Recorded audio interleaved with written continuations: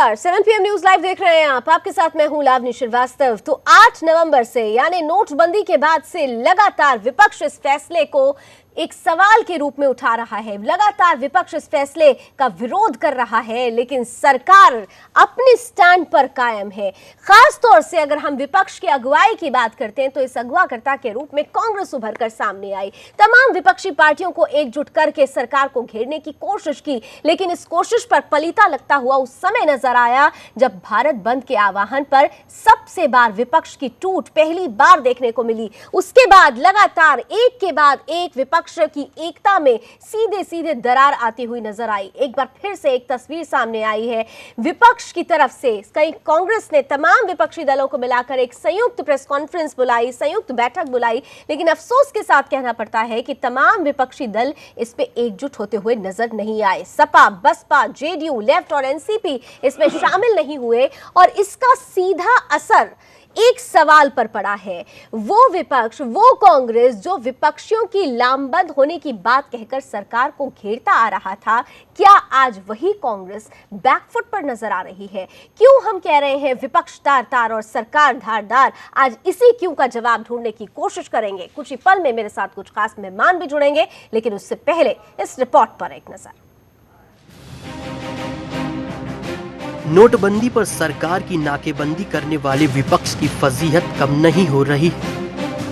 उसकी एकता की कोशिशों को पलीता लगता जा रहा है। जिन 16 दलों के कंधे पर बंदूक रखकर कांग्रेस सबसे बड़े खेल में गेम चेंजर की भूमिका में आने की कोशिश कर रही थी, उस खेल में उसके मोहरे ही फिसड्डी साबित हो रहे हैं। मंगलवार को दिल्ली में कांग्रेस ने संयुक्त विपक्ष की एक बैठक बुलाई, लेकिन विपक्ष को लामबंद करने की कांग्रेस की ये कोशिश नाकाम रही, क्योंकि Samajwadi party, Bahujan Samaj party, JDU, left और एनसीपी ने बैठक से किनारा कर लिया।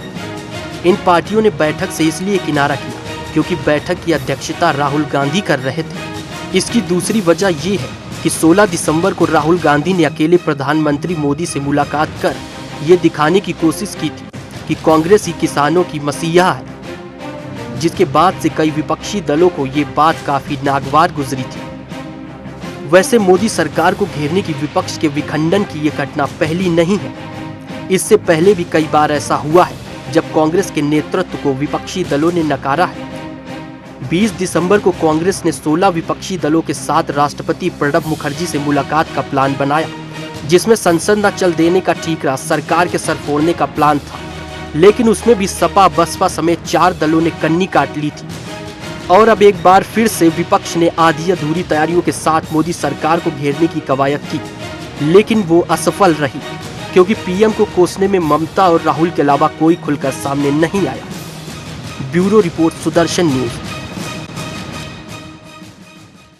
तो आखिर विपक्ष की एकता क्यों टूट गई है? क्या कारण है कि कुछ खास पार्टियां इस बैठक में शामिल नहीं हुई? जेडीयू की प्रतिक्रिया पहले सुन लेते हैं कि क्या वजह रही कि उन्होंने इस पार्टी से कन्नी काट ली, इस बैठक से कन्नी काट ली। कि 30 दिसंबर के बाद हमारी पार्टी मिलेगी, एक नियोजित ढंग से सबकी राय लेते हुए और समीक्षा करेगी कि अब तक क्या उपलब्धियां हुई हैं और क्या खामियां हैं। तो अगर हमारी ये पोजीशन अब स्पष्ट है और सार्वजनिक है, तो इस वक्त पार्टियों के मिलने, ऑपोजिशन विपक्ष की पार्टियों का कोई औचित्य नहीं बनता है। नहीं हमसे, जहां तक इस पार्टी का मीटिंग का संदर्भ है, नहीं तो हमसे कोई एजेंडा की बात हुई है, ना कॉमन प्रोग्राम की बात हुई है, ना हमसे कोई राय बात हुई है, मशवरा हुआ है, और हमारी पोजीशन हमेशा से स्पष्ट इस पर रही है। तो इसलिए कोई इस वक्त मिलने का कोई कारण नहीं बनता। इसमें अलग अलग दल अपना राजनीतिक फायदा लेने के लिए जहाँ की जो मुकाबला करने के लिए तो सूझबूझ भी होनी चाहिए और नीति और नियत साफ होना चाहिए। अगर अंदर दाव पेंच चलेगा तो इस तरह की तो चीज़ कामयाब होगी नहीं। नीति, नियत, दांव पेच, सूझबूझ, ये तमाम बातें जेडीयू की तरफ से कही गई है। किसके लिए कही जा रही है, इशारा किस तरफ है, ये भी समझना बहुत जरूरी है। बहरहाल खास तौर से प्रेस कॉन्फ्रेंस हुई, राहुल गांधी और ममता बनर्जी ने इस प्रेस कॉन्फ्रेंस को संबोधित किया। क्या कुछ हुआ उस बैठक के बाद और प्रेस कॉन्फ्रेंस में क्या निकल कर आया, इस पर भी एक नजर। 8 नवंबर को 8 नवंबर को प्रधानमंत्री जी ने नोटबंदी का निर्णय लिया। उन्होंने कहा था कि एक काले धन के खिलाफ, करप्शन, भ्रष्टाचार के खिलाफ एक कदम है। करप्शन और काले धन पे कोई असर नहीं पड़ा है। एक नई ब्लैक मार्केट तैयार हुई है पैसे को बदलने के लिए। चोट लगी है हमारे कमजोर लोगों को, गरीब लोगों को। आज देश में more than emergency is going on. It is not emergency, it is super emergency is going on. Officially declare नहीं किया। एक चीज, there are so many eminent journalist I am seeing here, I have seen here.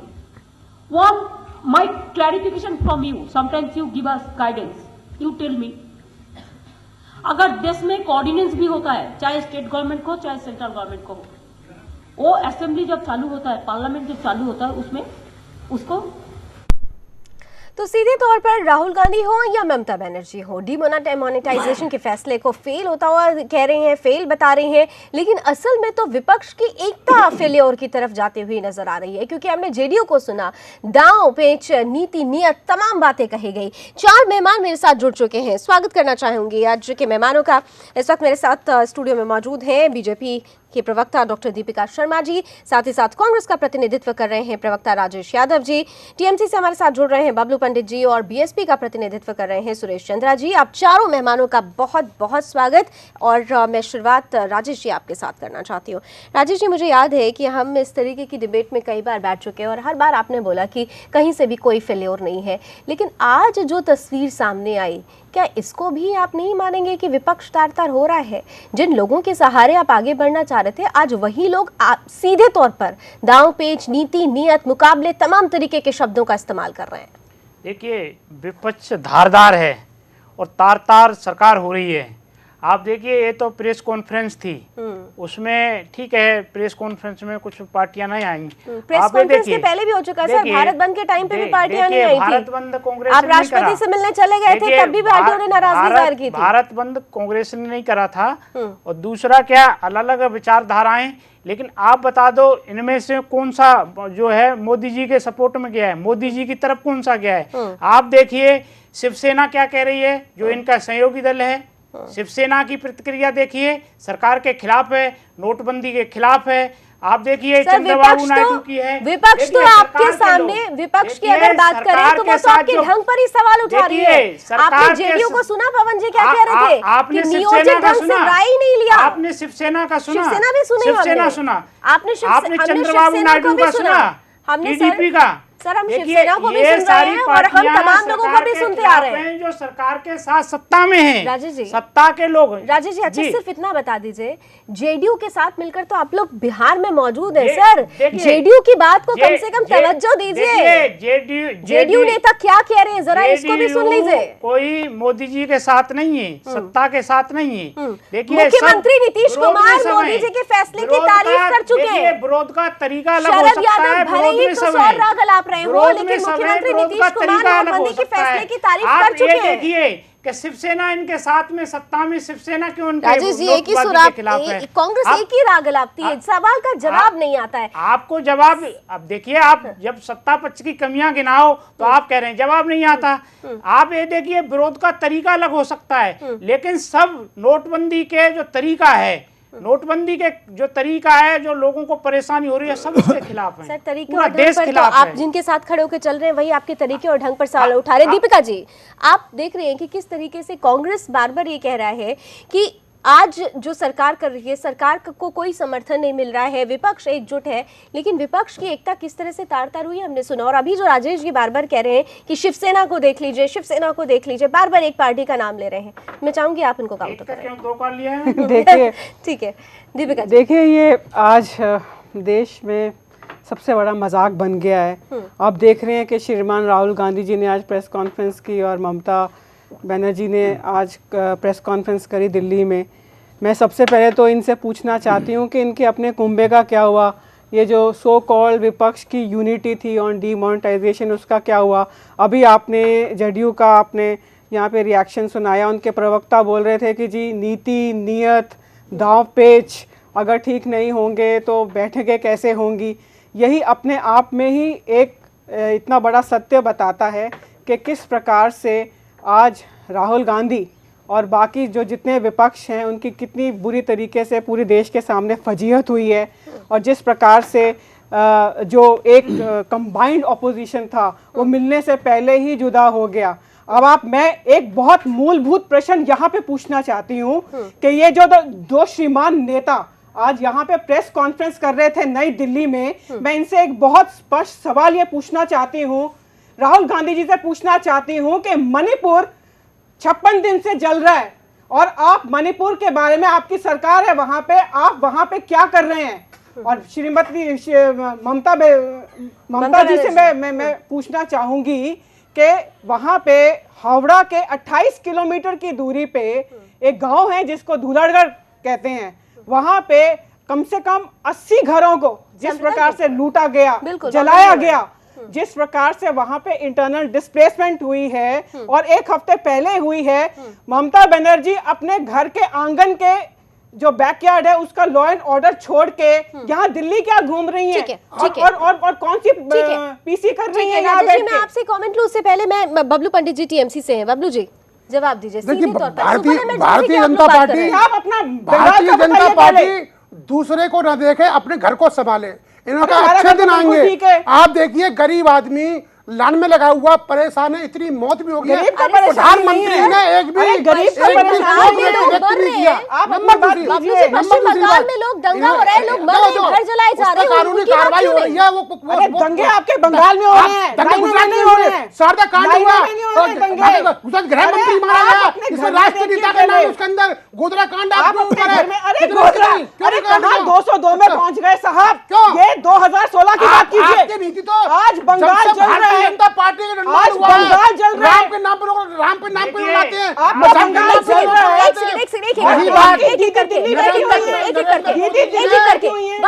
Modi ji ने देश में emergency हर जगह कर दी है, किसान परेशान है। बबलू पंडित जी एक सेकंड, और ये लोग कह रहे हैं कि मोदी जी गंगा की तरह निर्मल है। आप गंगा को तो निर्मल कर नहीं पाए और मोदी जी को निर्मल करने चले। सवाल का जवाब ये दे रहे हैं। देख रहा था नितिन गडकरी ने कहा कितना काला धन है आपके पास। बताइए, भगवान सुपर मोदी, गंगा सुपर मोदी। बबलू जी आपने सवाल का जवाब नहीं दिया। आप जवाब राजेश जी आपके पास आ रही है। व्हाट्सएप पे बैठा रखे हैं। बबलू जी तस्वीरें आई हैं, धूलड़गढ़ की तस्वीरें आई हैं। पश्चिम बंगाल की जिम्मेदारी अगर ममता दीदी की नहीं है तो किसकी है? भारतीय जनता पार्टी। बंगाल चल रहा है यहाँ पे, बंगाल चल रहा है वहाँ पे, बंगाल चल रहा है। आपको नजर नहीं आता क्या? देश आपको देश लाइन में खड़ा हुआ है। ठीक है राजेश जी, गरीब आदमी दीपिका जी और बबलू जी एक सेकंड राजेश जी को सुनिए। देश अपने पैसे का भीख मांग रहा है। आपको शर्म आनी चाहिए। शर्म आनी चाहिए। इलेक्शन जीत रहे हैं। भारतीय जनता पार्टी को बड़ी चिंता है। ये 100 जो लोग जो लाइन में जो मरे हैं, 100 से ज्यादा हो गई जिनकी संख्या, इनके लिए बिल्कुल चिंता नहीं है। बताइए सही, सेना का जब से हमारा देश आजाद हुआ है और आप आंकड़े उठा के देख लीजिए, इस साल के सबसे ज्यादा हमारे सैनिक मारे गए, वहाँ इनको चिंता नहीं है। राजेश जी ये गलत तथ्य है। राजेश जी ये तथ्य गलत है। राजेश जी तथ्य गलत है। एक पार्लियामेंट के अंदर आपके भाई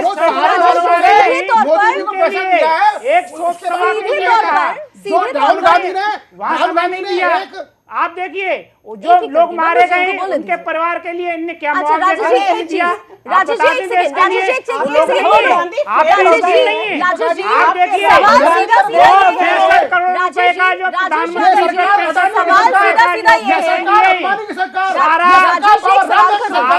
ये 50 उद्योगपतियों से घिरी सरकार है। बिरला से और सारा से जो 65 करोड़ रुपए यही हुआ था संसद में, यही हो रहा था संसद में, आरोप प्रत्यारोप चल रही थी, जनता के हितों का हवाला दे रहे थे आप लोग ने संसद नहीं चलने दी सर। सवाल के जवाब से ना भागे, यहाँ पे इस सवाल का जवाब से ना भागे।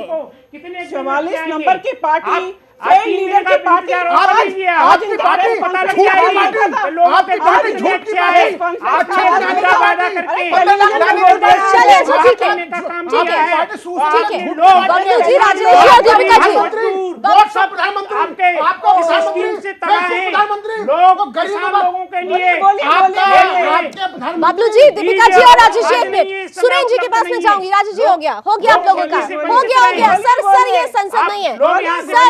राजेश जी और दीपिका जी, सुरेन जी अगर आप तीनों अगर शांत नहीं होंगे, आप इस तरीके से बहस नहीं होती है। आप लोगों में से किसी की आवाज, किसी की बात जनता समझ नहीं पा रही होगी। मैं तीनों से अनुरोध करूंगी, ये संसद नहीं है, संसद में जिस तरीके से जो हुआ है वाकई बहुत शर्मनाक हुआ है। संसद चली नहीं है, यहाँ पर हम बैठे हैं ताकि हम कुछ बातें और कुछ रिजल्ट नतीजा निकाल सके। सुरेश जी ठीक है, सुरेश जी मैं आपसे सवाल करूंगी, बीएसपी इस पूरी बैठक में शामिल नहीं हुई, बीएसपी क्यों नहीं कांग्रेस का साथ दे पाई, वजह क्या रही? देखिएगा, जहां तक साथ देने की बात है, हमारा एक दल, एक नेतृत्व, एक नेता, एक नीति। माननीय बहन जी हमारी आदर्श नेता हैं, उनका फैसला जो भी है वो फैसला हमारे जैसे कार्यकर्ता के लिए उचित है। और जिस कांग्रेस को 1989 से चल करके आज तक 42-42.5% से 2.5%, 7% पे ला करके उत्तर प्रदेश में खड़ा कर दिया हो, तो क्या ऐसे उससे कहीं तालमेल बिठा करके चलने का बात माननीय बहन जी के फैसले पर डिपेंड करता है। उनका फैसला सर्वोपरि है, उसमें मेरा व्यक्तिगत कोई भी नहीं, व्यक्तिगत नहीं, लेकिन बीएसपी का प्रतिनिधित्व आप कर रहे हैं तो बीएसपी का स्टैंड जरूर लोग समझना चाहेंगे, क्योंकि विपक्ष की एकजुटता की बात हो रही थी। नोटबंदी का विरोध तो मायावती भी कर रही हैं, तो ऐसे में जब संयुक्त विपक्ष की संयुक्त एकता की बात आती है तो क्यों कांग्रेस से कन्नी काटते हैं बीएसपी? कांग्रेस से कन्नी काटने का बात नहीं है, बात यह कि हम कब इनको सपोर्ट कर रहे हैं कि भाई नोटबंदी बहुत अच्छा काम हुआ है। माननीय बहन जी शुरुआत से ये कह रही हैं, ठीक है, कि भाई ये चुनाव में जो वायदे किए, बैठक में ध्यानपूर्वक सुने आप मेरी बात। ठीक है, बोलिए। कि चुनाव में जो बीजेपी ने वायदे किए, उन वायदों पर खरा नहीं उतर रही है बीजेपी शासन प्रशासन में, इसलिए बार बार वो जो है नया स्टैंड इस तरीके से ला करके लोगों का ध्यान डाइवर्ट करने का काम है। ये सारी सही आरोप जो सरकार हमारा विरोध करने का माननीय बहन जी ने लेकिन सवाल ये है कि बैठक से आप लोगों ने दूरी क्यों बनाई? हमने वायदा ही कब किया था कि हम आपकी बैठक में आएंगे? माननीय बहन जी ने ये तो वायदा नहीं किया कि हम आपकी बैठक में आएंगे। राजेश जी, एक बड़ा सवाल है, क्योंकि मुझे याद है कि जब संयुक्त बैठक की बात अपना विरोध करने का तरीका अलग, राजेश जी इसका जवाब देंगे। राजेश जी, विपक्ष की एकता को लेकर राहुल गांधी ने पहले ही कहा था कि कोई भी पार्टी हो बीजेपी के अगेंस्ट जो खड़ी हुई है, हम उनसे बातचीत कर चुके हैं और नोटबंदी का विरोध करने के लिए वो हमारे साथ खड़ी हुई है। आज खुद आपने सुना कि बीएसपी आपके साथ आना नहीं चाहती है। नहीं, हम विरोध में भी कर रहे हैं, लेकिन आपका साथ भी नहीं है। उन्होंने खुद कहा कि हमें बुलाया नहीं था, और ये प्रेस कॉन्फ्रेंस थी, और इस तरह से किसी सारी ऑल पार्टियों को बुलाया नहीं गया था। जो उपलब्ध वहां थे, जो लोग आ गए, ठीक है। दूसरा देखिए आप ये बात देखिए, बात यहाँ ये उठती है कि जो विपक्ष है और जो सत्ता पक्ष है, सत्ता पक्ष के साथ कौन है और इस नोटबंदी के विरोध में कौन है। आप देखिए, जिन जिन पार्टियों का आप नाम ले रहे हैं, आप ये बता दीजिए वो विरोध में है या पक्ष में है, तो यहाँ खुल के आ जाएगा। बीएसपी विरोध में है नोटबंदी के विरोध में या खिलाफ में, लेकिन बीएसपी को राहुल गांधी की लीडरशिप पर भी भरोसा नहीं है। हो सकता है कि उनका तरीका अलग हो, राजेश जी, लेकिन बीएसपी अगर विरोध करिए, बबलू जी, राजेश जी जवाब दीजिए। राजेश जी, अगर बीएसपी को सरकार के इस फैसले से परेशानी है, वो विरोध तो कर रही है, लेकिन बीएसपी को राहुल गांधी के नेतृत्व पर भी विश्वास नहीं है। लावनी जी देखिए, ये डूइंग बिजनेस संस्था है विश्व की, देखिए उसने जो 190 देशों का व्यापार शुरू और व्यापार में क्या कठिनाइयां उस पर रिसर्च करती है। सर, रिसर्च की बात बाद में करेंगे, मैं आपसे उसने क्या कहा है, उसने क्या कहा है सरकार के बारे में? नेतृत्व क्षमता पर भरोसा नहीं है बीएसपी को। आप ये तो देखिए, आपने उनने क्या कहा है कि जो 190 देशों में इस समय जो बुरी स्थिति में है वो भारत है। उस संस्था ने कहा है। फोर्स का देख लीजिए, ये लोग फोर्स का बहुत, जो उस पत्रकार का बहुत गुणगान गाते हैं, सर आप बिजनेस स्टैंडर्ड की बात करें, आप फोर्स की बात करें, आप तमाम की पुलिस की बात करें, हम उसकी बात नहीं करेंगे। तो ठीक है, 10 साल बात नहीं ले गए सर। थर्ड फेज में आपके समय में भी थे, थर्ड फेज में आज में भी है। आप उसकी बात छोड़ दीजिए। अगर आप बीते समय की बात करेंगे तो आज बीते समय की नहीं, वहीं पर प्रेजेंट की, अभी की बात है, अभी की बात है। लेकिन राजेश जी आप सवाल का जवाब नहीं दे पाए। राहुल की नेतृत्व क्षमता पर सवाल उठता रहा है, इस बात का जवाब नहीं आया। एक छोटा सा ब्रेक लेते हैं, एक छोटा सा ब्रेक लेते हैं, ब्रेक के बाद भी चर्चा जारी रखते हैं। छोटा सा ब्रेक।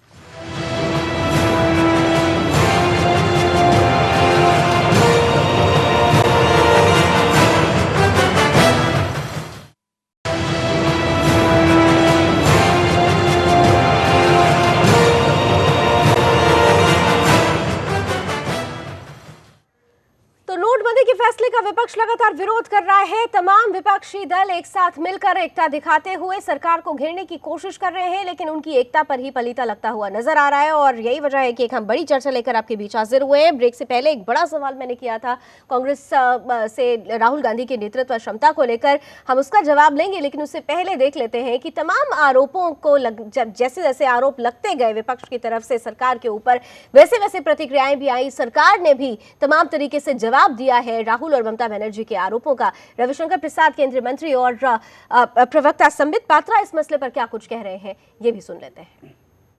रोज वित्त मंत्री जी तैयार थे अपनी बात कहने के लिए, प्रधानमंत्री तैयार थे। एक तरफ आप संसद को चलने नहीं देंगे और बाद में विरोध करेंगे। इसलिए ये जो गुब्बारा विपक्ष की यूनिटी का फटा है, ये जल्दी ही कांग्रेस पार्टी की हैसियत को और स्पष्ट करेगा। देखिए, राहुल गांधी जी का आज फ्लॉप शो पूरे दुनिया ने देखा है, पूरे हिंदुस्तान ने देखा है। कोई भी राहुल गांधी जी को अपना नेता मानने में ऑपोजिशन तो बिल्कुल तैयार ही नहीं है। और जो बड़ी बात तमाम ऑपोजिशन पार्टी के आज सामने आई है वह यह है कि ना तो एजेंडा बन पाया, ना एक कोऑर्डिनेशन हो पाया और ना कॉमन मिनिमम प्रोग्राम बन पाया। राजेश जी, विपक्ष की एकता का गुब्बारा फट गया, सीधा आरोप, सीधे सीधे। देखिए, तो इस तरह से कहेंगे इस समय नोटबंदी में फंसे हुए हैं, तो कुछ न कुछ इस तरह के जो बातों को इधर उधर घुमाने की कोशिश करते हैं। अगर देखिए, मुरझाया हुआ है, देखिए सुमित पात्रा का चेहरा मुरझाया हुआ है। एक मिनट वो जानते हैं हम उत्तर प्रदेश में भी हारेंगे, पंजाब में भी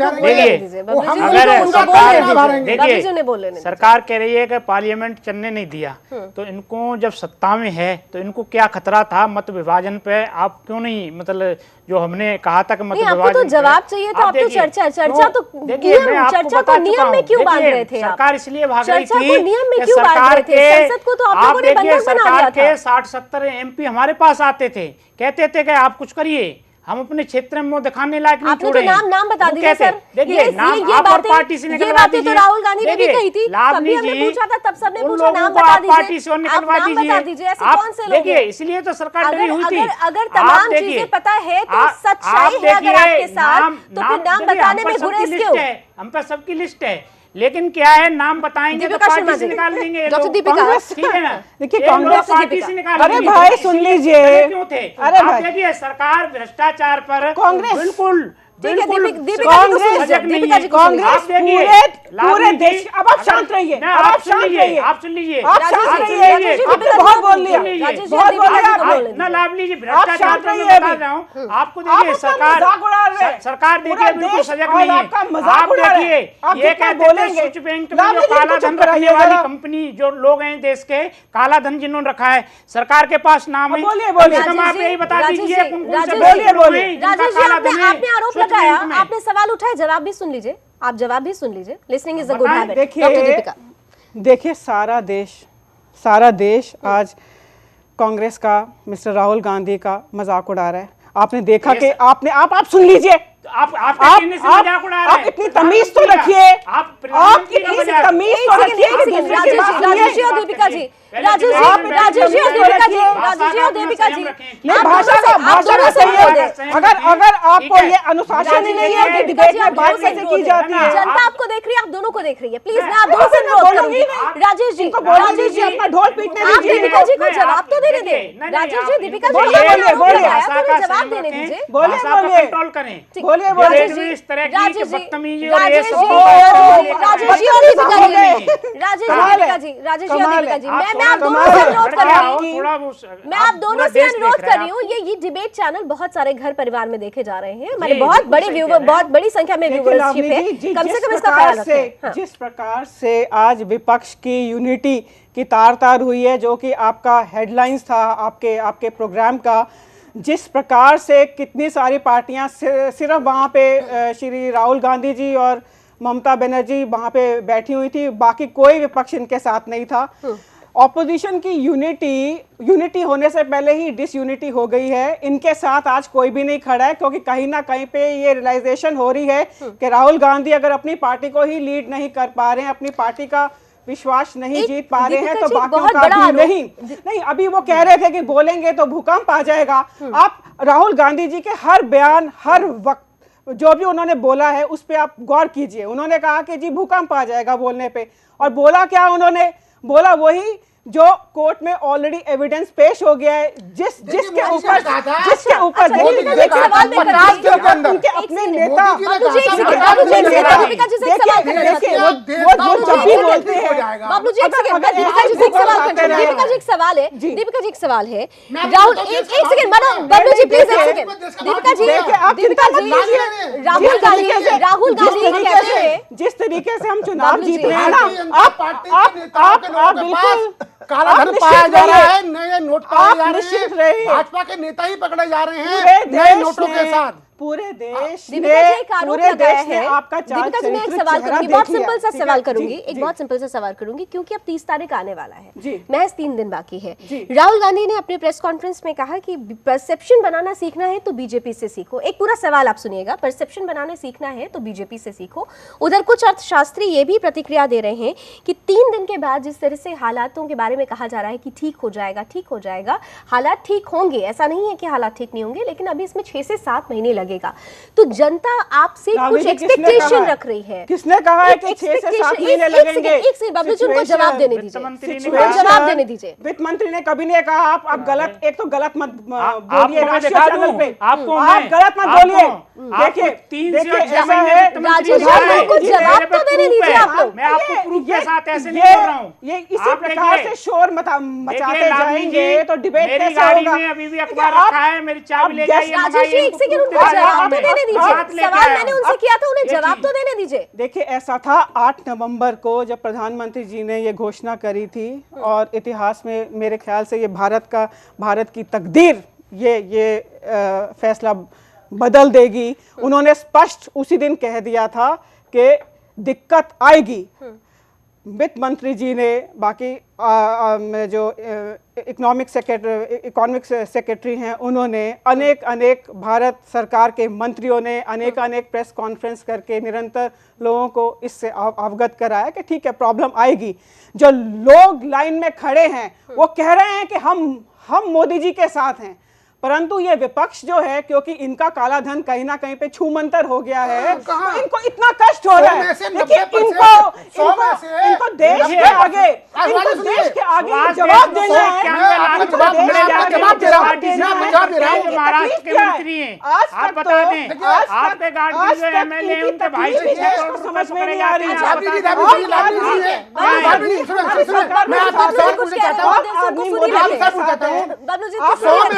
बंगाल छोड़िए, 100 में से 90% पैसा उद्योगपतियों के पास है, कारोबारियों के पास है, सिर्फ 10% पैसा गरीबों के पास है। इनके भाजपा के नेताओं ने अपना ब्लैक धन व्हाइट कर लिया। जो गरीब आदमी वो एक पैसे को तरस रहा है।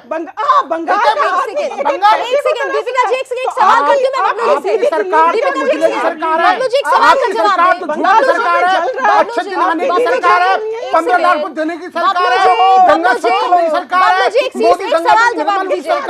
ठीक है बबलू जी, एक सेकंड बबलू जी, बबलू जी एक सवाल का जवाब आप देंगे। बबलू जी एक सवाल का जवाब दीजिए। बबलू जी मुझे एक सवाल का जवाब आप दें। एक सेकंड दीपिका जी, मुझे एक सवाल का जवाब बबलू जी अब आप दें। आप लगातार, आप लोगों को अधिकार है, विपक्ष को अधिकार है, सरकार पर आरोप लगा रहा है। एक आपको अगर याद हो, ममता बनर्जी मुख्यमंत्री थी और खास तौर से एक बड़े फुटबॉल मैच का आयोजन हुआ और उसके बाद शाहरुख खान और जूही चावला सरीखे सेलिब्रिटीज को बड़ी बड़ी घड़ियां और तमाम तरीके से गिफ्ट्स दिए गए थे।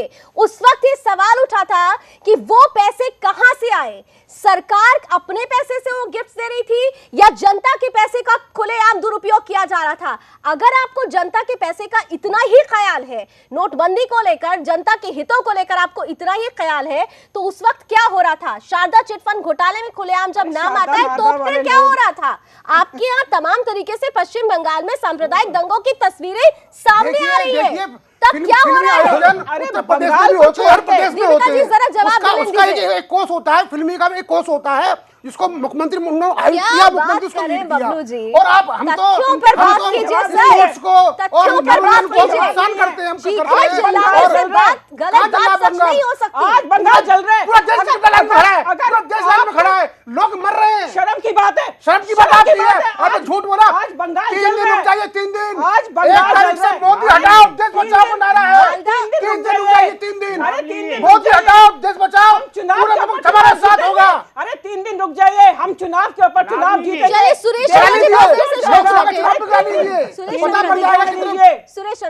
चंद्र जी बुजुर्ग हैं और बहुत अच्छे से चीजों को समझ रहे, बीएसपी के वरिष्ठ प्रतिनिधि हैं। सुरेश जी, आज एक बहुत अहम बात मायावती जी कहती हैं अपने प्रेस कॉन्फ्रेंस में, कहती हैं कि ये जो तमाम चीजें हुई हैं नोटबंदी को लेकर, उन्होंने कहा जो फैसला ये दलित विरोधी मानसिकता को दर्शाता है। हाँ। ये नोटबंदी में वो वैसे कहते हैं कि मुसलमान के लिए परेशान कर रहे हैं, मुसलमानों को परेशान करने का तरीका है।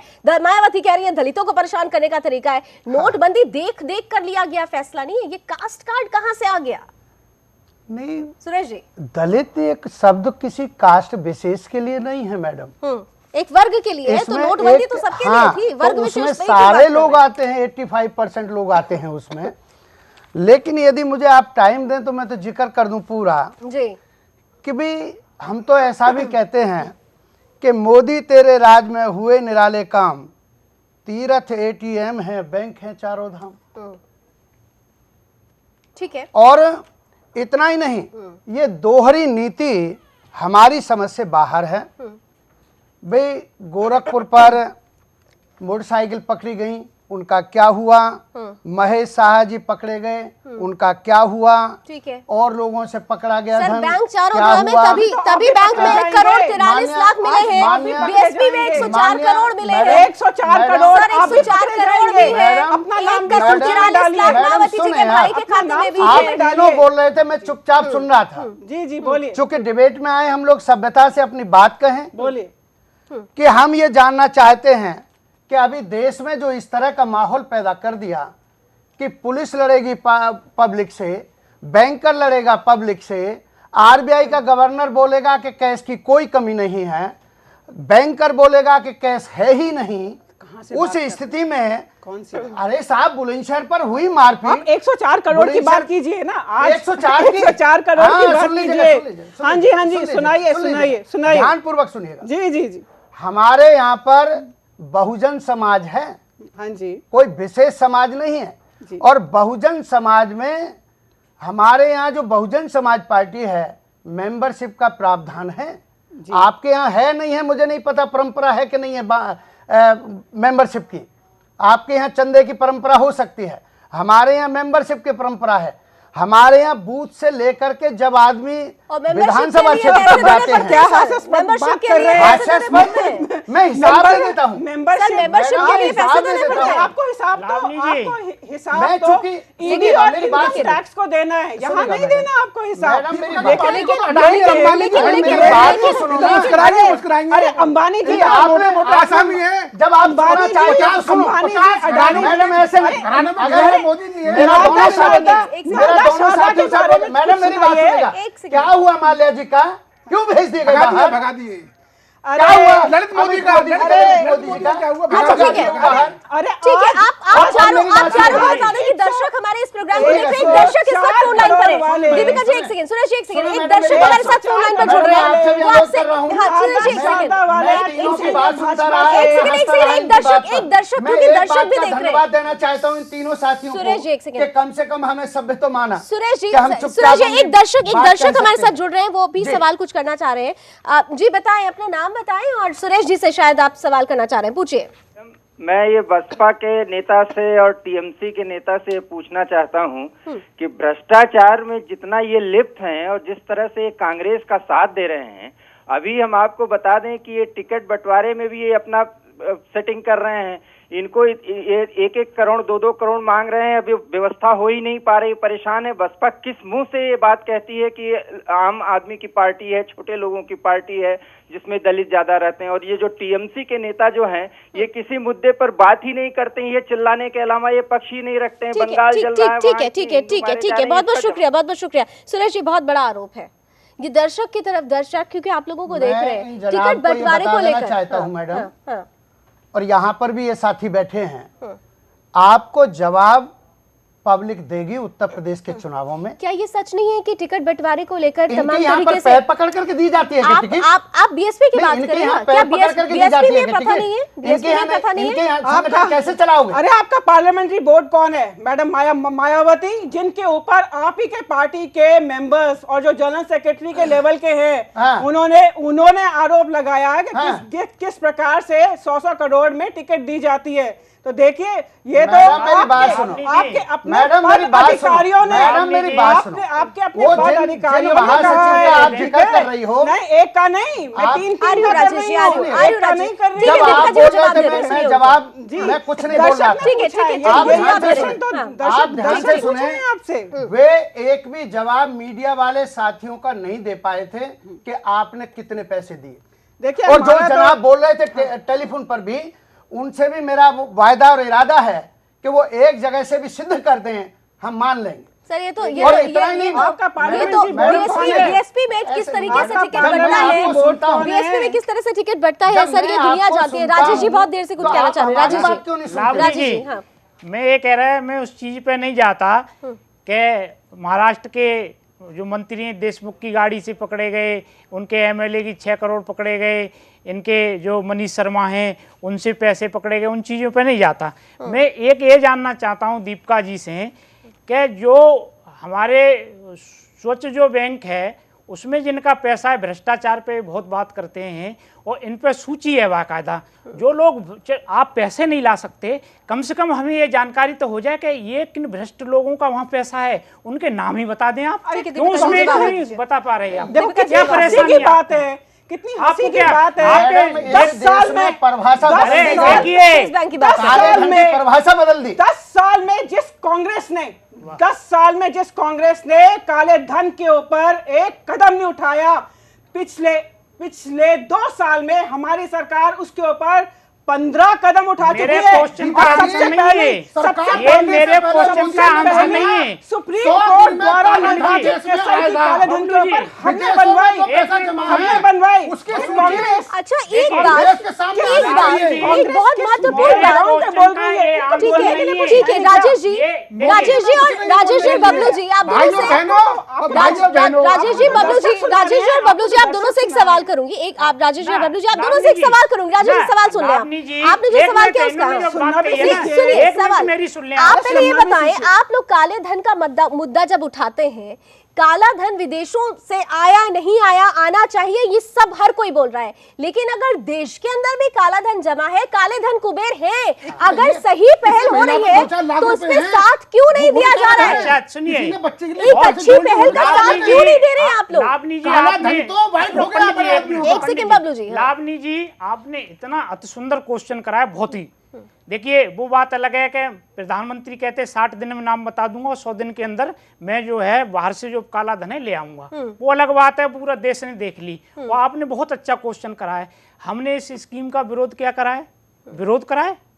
हमने जो 100 लोग मारे गए हैं उनका विरोध करा है, 100 से ज्यादा संख्या चली गई। हमने जो किसान जो वंचित हैं, किसान जिनको बीज नहीं मिला, खाद नहीं मिला, उनको हमने उनका विरोद करा है। हमने जो गरीब लोग हैं लाइन में लग रहे हैं, उद्योगपति को लाइन में नहीं बढ़ रहा है, उनका हमने विरोध करा है। आप देखिए ये गलत है, भ्रष्टाचार सुनिए, ये गलत है, लेकिन ये तो सच है ना कि काले धन कुबेर पकड़े गए। आपके क्वेश्चन पे आ जाता हूँ मैं।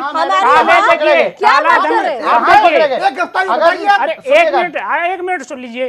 काला धन अब 3 दिन बाद पता लग जाएगा कि जो सरकार ने 3.5 लाख और 4 लाख करोड़ का जो अनुमान लगाया था काला धन है, आपके सामने 3 दिन बाद आ जाएगा उसमें काला धन कितना है और इनके लोगों का, और आपको अनुमान है, इन्हें अनुमान है कितना पैसा जमा हो गया देश में, इनको भी अंदाज है। जाली नोटों का जाली इनके नोट। आप सबसे पहले ये बताइए, आप सबसे पहले ये बताइए, अब सुनिए ना, अब सुनिए, आप सबसे पहले तो ये बताइए कि आज जॉइंट प्रेस कॉन्फ्रेंस में एक ममता बनर्जी जो विरोध कर रही थी डिमोनेटाइजेशन का, और आप कह रहे हैं कि आप विरोध नहीं कर रहे थे, तो आप इकट्ठे बैठ के आज कर क्या रहे थे वहां पे? कम से कम अरे किस काले धन पे आप बात कर रहे थे? एक तो पूरा का पूरा कह रही हैं कि रोल बैक करो, आप कह रहे हैं कि जी हम इसका समर्थन करते हैं। अरे आप पहले क्लियर तो हो जाइए, आप पहले क्लियर तो हो जाइए। बबलू जी मैं आपसे, ठीक है राजू जी, ठीक है राजू जी, मैं बबलू जी से एक सवाल करती हूँ, ठीक है बबलू जी से सवाल करती हूँ, बबलू जी से आपसे एक सवाल करती हूँ। पता लग जाएगा, इंतजार तो कीजिए। जाली नोट तो आपके पकड़े गए। अरे इश्क और प्रेम का इंतजार तो कीजिए। कॉन्फ्रेंस में राहुल जी ने कहा कि 65 करोड़ जो हमारे आदरणीय प्रधानमंत्री हैं देश के, इंतजार पे एक आरोप लगाया कि 65,000। राजू जी और दीपिका जी से मैं बबलू जी की टीएमसी से है, मैं उनसे बहुत इंपॉर्टेंट सवाल करूंगी। ठीक है राजू जी, ठीक है, जांच से कोई पीछे हट नहीं रहा है, जांच से कोई पीछे नहीं हट रहा है। बबलू जी एक बहुत इंपॉर्टेंट सवाल है, बंद करवा ठीक है बबलू जी इनकम टैक्स वालों ने कहा कि जांच होनी चाहिए। ठीक है राजू जी, बबलू जी से एक सवाल करने दें। बबलू जी बड़ा सवाल इसलिए आपसे कर रही हूँ क्योंकि आप टीएमसी का प्रतिनिधित्व कर रहे हैं और टीएमसी खासतौर से इस प्रेस कॉन्फ्रेंस में मौजूद थी। काले धन को लेकर आप लोग कह रहे हैं कि किसी भी तरीके का कुछ नहीं हो रहा है, नोटबंदी के फैसले का आप लोग विरोध नहीं कर रहे हैं, जैसे आप लोग कह रहे हैं कि विरोध नहीं, नोटबंदी के फैसले का विरोध नहीं कर रहे, आप लोग इम्प्लीमेंटेशन के तरीके को लेकर विरोध कर रहे हैं, आप लोगों के शब्दों में ही बोल रही हूँ। लेकिन सवाल तो ये भी है कि जैसे जैसे समय बीत रहा है, प्रधानमंत्री नरेंद्र मोदी एक के बाद वो कह रहे हैं कि ये अभी शुरुआत है, अभी तो और कड़े फैसले लेने बाकी है। कहीं ऐसा तो नहीं है कि ममता दीदी को या टीएमसी को अभी से आने वाली चुनौतियों की घबराहट हो रही है, आने वाला जो एक बड़ा संकेत दिया जा रहा है सरकार की तरफ से बेनामी संपत्तियों को लेकर, क्योंकि किस तरीके से पश्चिम बंगाल में संपत्तियां बनाई गई हैं ये धीरे धीरे उजागर हो रहा है, तो एक बड़ा डर तो नहीं है इसलिए विरोध हो रहा है इसका? बबलू जी, डर किस बात का होगा? भारतीय जनता पार्टी के लोगों ने बिहार में बहुत सारी संपत्तियां खरीदी है, हमने एक काम नहीं किया है। हमारी लड़ाई माँ माटी मानुष की लड़ाई है। सबसे बड़ी बात है, मोदी जी ऐसे देश के प्रधानमंत्री ऐसे हैं, अपनी 94 साल की माँ को अपनी टीआरपी बटोरने के लिए बैंक में लाइन में लगा देते हैं। मैंने तो ऐसा देश में ऐसे जो माँ अपने बच्चों को पैदा करती है वो सहारा है। ये तो आपका परसेप्शन हो सकता है, इनको शर्म आनी चाहिए। ये तो आपका परसेप्शन हो सकता है, एक माँ अपने बेटे को साथ देने के लिए आगे जाती है, जिनकी मदर को डिबेट में ले आए। अरे जब कुछ बोलने को नहीं है, नारदा शारदा वाले क्या बोल रहे हैं? आप चिंता ना करें, अभी तो आपका और एक्सपोजर होगा देश के अंदर, अभी तो आपको दिक्कत आपकी बढ़ेगी। जो मैंने सवाल किया था उसका जवाब दे दें। बबलू जी जो सवाल मैंने दिया था, बबलू जी जो सवाल दिया, सवाल पूछा था उसका जवाब दें। इस बात पे हो रही है, अरे आपकी तकलीफ बढ़ने वाली है। अदानी के पैसों को माफ करने के लिए क्या है? माल्या भी लौट जाएंगे, नरेंद्र मोदी भी लौट जाएंगे। ये पार्टी सरकार, ये बड़े घरानों की सरकार है। उनकी जितनी लोगों ने गरीब को मुख से रोटी छीन ली, लोगों ने किसान विरोधी सरकार है। बहुत देर से कुछ कहना चाह रहे हैं, ठीक है बबलू जी आपने मेरे सवाल का जवाब नहीं दिया, मुझे सवाल का जवाब नहीं दिया। बारात तीन चीज से आएंगे उत्तर प्रदेश में, केवल बैंड से नहीं आएंगे, बैंड बाजा बारात से आएंगे। अरे बिल्कुल आएंगे, शान से आएंगे, उत्तर प्रदेश की बात हो रही है तो जरा सुरेश जी को सुन लीजिए। उत्तर प्रदेश की बात में सुरेश जी को सुन लीजिए।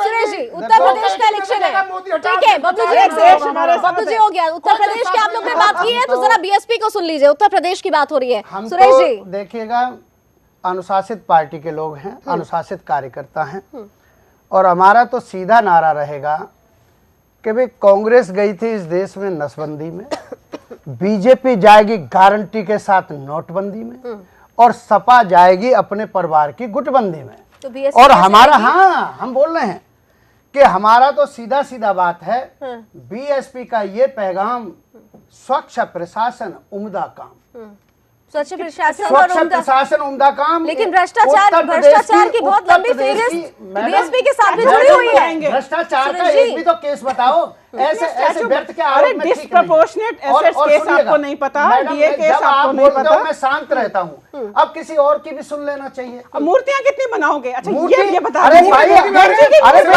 अरे मेरी बात सुनो, मेरी बात सुनो। अरे चाइना का हिस्सा है, अरे सर सुनो, अगर चाइना का विरोध करते हैं, चाइना को कमा के दे रहे हैं। दर्शकों को बताइए, समय धीरे धीरे कम हो रहा है और राजेश जी को सुना रहे हैं।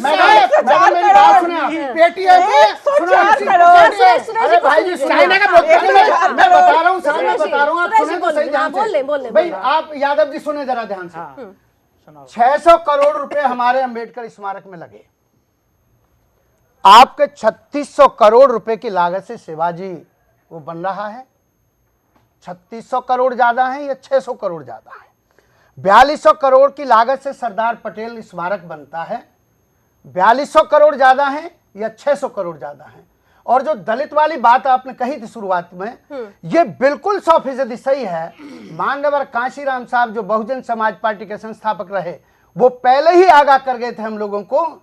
उन्होंने कहा कि जब जब आप लोग सत्ता की तरफ आगे बढ़ेंगे, इस देश का पूरा मनवाद के जो मानसिकता वाले लोग हैं, का फैसला सिर्फ व्यक्ति विशेष वर्ग विशेष को देखकर लिया गया फैसला नहीं है, पूरे देश पर लागू होता है। उत्तर प्रदेश नोटबंदी का फैसला दलित कार्ड खेलने से नहीं हुआ है। नोटबंदी का फैसला सबके लिए था। नोटबंदी का सबके लिए था। कौन पिसा है उसमें?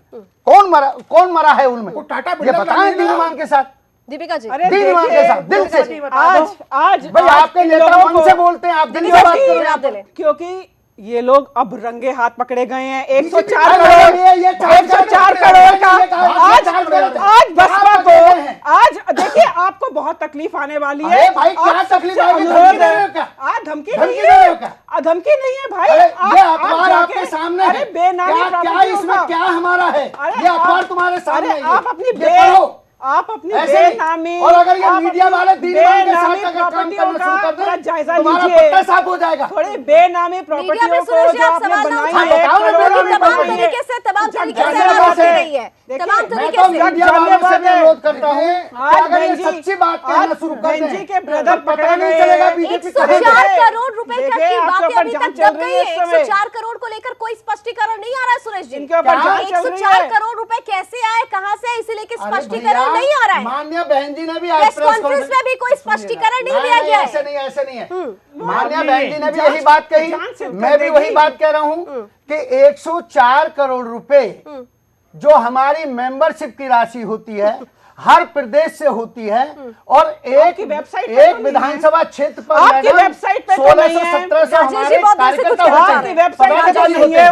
राजेश जी, मैं आपके साथ ही खत्म हमारी वेबसाइट पे सत्य कमेटी क्या होती है? 104 करोड़ आपकी वेबसाइट को सुना नहीं आपने वेबसाइट कुछ कहा नहीं आज, ठीक है, कुछ कहा नहीं है, सारा कुछ कहा है। अरे देखिए, ठीक है राजेश जी, आपकी लास्ट क्वेश्चन के साथ खत्म करूंगी।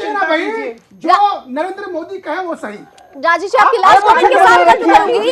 विपक्ष की एकजुटता को आगे, विपक्ष की एकजुटता को बरकरार रखने में आप लोग कामयाब हो पाएंगे? राजेश जी,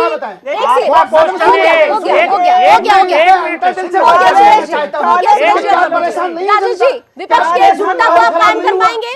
ठीक है, एक सेकंड दीपिका जी 2 शॉर्ट जरा राजेश जी को जवाब दिलाने दीजिए, बहुत शॉर्ट जवाब। विपक्ष की एकजुटता को आप कायम रख पाएंगे?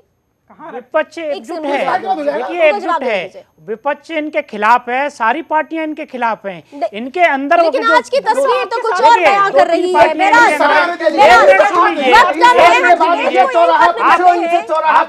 वक्त कम है, 3 दिन बाकी है। 3 दिन के बाद बहुत बड़ी कैनवास पर बहुत बड़ी तस्वीरें आएगी। विपक्ष की एकजुटता आज ही तार-तार हो चुकी है, कल कितनी बची रहेगी ये देखना भी बहुत दिलचस्प होगा। बहुत बहुत शुक्रिया आप चारों मेहमानों का, बहुत महत्वपूर्ण बातें आप लोगों ने रखी इस बीच में। बहरहाल 7 PM न्यूज लाइव को यहीं खत्म करते हैं। देश दुनिया की तमाम खबरों के लिए आप जुड़े रहिए सुदर्शन न्यूज के साथ। जय हिंद।